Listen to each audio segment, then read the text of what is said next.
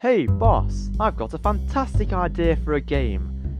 How about we rip off the texture pack from Mario, we introduce a simple game mechanic where you tap the screen to make your character go up a tiny bit, and then we give them obstacles taken from Mario for them to avoid. We shall call this game Flappy Bird.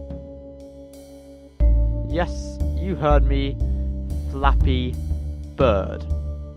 Now, I don't know if this is meant to be some kind of innuendo, if it's meant to be a fun name for people because it's memorable, or if it's just because whoever made this application is a complete and utter arsehole.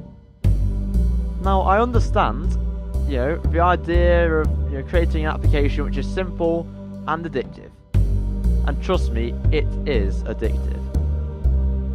But when this application ruins people's social lives, introduces adverts all the time, and is just generally the most annoying game ever, it's not on. I went into the common room at sixth form the other day, and at least 30 people were sat there on their phones playing Flappy Birds. No!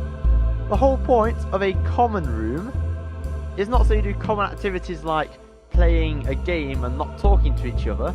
The idea of a common room is to go there and talk to people who are there for a common cause, i.e. to do well in college.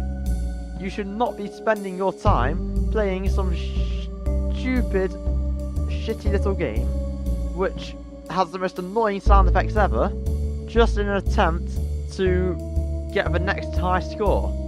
Now, I know a few people who've got amazing high scores. Got a friend who got about 80 on his own today. But, you could be doing other stuff whilst that's happening. You could be revising for tests, exam stuff. You could be talking to people. What's happened to communication? Yes, you can sit there screaming at your phone, but you're not talking to a real person. I was playing a game of cards earlier with some people, and every time it wasn't somebody's turn, they'd just turn on their phone and start playing bloody Flappy Birds. That's not what the whole point in playing a card game is. You're supposed to stay in the game, watch what's going on, work out the good tactics, and have a good time with people you're playing with. Not sit there, place the card down every so often, and spend the rest of your time waiting, swearing at your phone. Stop it, please.